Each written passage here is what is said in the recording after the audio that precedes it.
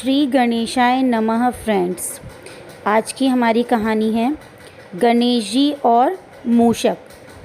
गणेश जी और मूषक की एक प्रचलित कथा यह है कि एक बार इंद्रदेव ने स्वर्ग में एक समारोह का आयोजन किया था। उस समारोह में एक आदिदेव और आदि राक्षस कृच को भी आमंत्रित किया गया। जब कृच स्वर्ग में पहुंचा तो गलती से उसका पैर एक मुनि के पैर पर पड़ गया। मुनि ने वहीं पर कृच को श्राप दे दिया और मूषक बना दिया।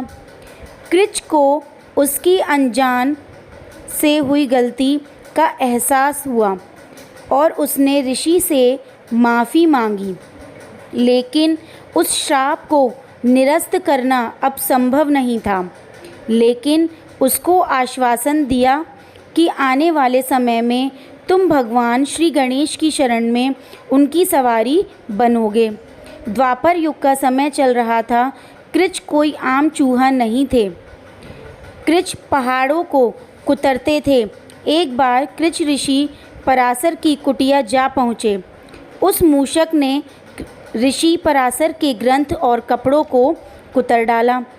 लाख कोशिशों के बावजूद वह चूहा मूषक पकड़ में नहीं आया तो ऋषि पराशर भगवान शिव के पास गए और सारी व्यथा सुनाई।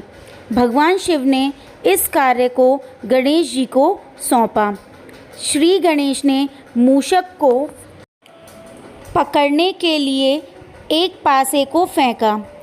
कृच भागते हुए पाताल लोक जा पहुंचा, लेकिन उस फंदे ने मूषक को पकड़ लिया और श्री गणेश जी के सामने लाकर खड़ा कर दिया। परेशान चूहे को देखकर गणेश जी ने कहा, तुम हमारी शरण में खड़े रहो, तुमको जो चाहिए मांग लो, लेकिन ऋषि पराशर को तंग करना बंद करो। घमंडी मूषक ने श्री गणेश से कहा कि मुझे कुछ नहीं चाहिए। अगर आपको मुझसे कुछ चाहिए तो आप कुछ मांग सकते हैं। भगवान श्री गणेश ने उस मूषक को अपनी सवारी बनने को कहा। जब कभी गणेश जी मूषक की सवारी करते तो मूषक गणेश जी के वजन से दब जाता था। एक दिन मूषक ने गणेश जी से कहा कि स्वामी, आपका भार मुझसे सहा नहीं जाता। गणेश जी ने मूषक की व्यथा को समझकर अपने भार को कम कर दिया। इस प्रकार मूषक गणेश जी के लिए सदैव एक सवारी बन गया। तो फ्रेंड्स, यह थी गणेश जी और मूषक की कहानी। इसी तरह की और कहानियाँ सुनने के लिए या अध्यात्म से जुड़े रहने के लिए मेरे चैनल को लाइक, शेयर एंड सब्सक्राइब करना बिल्कुल भी ना भूलें।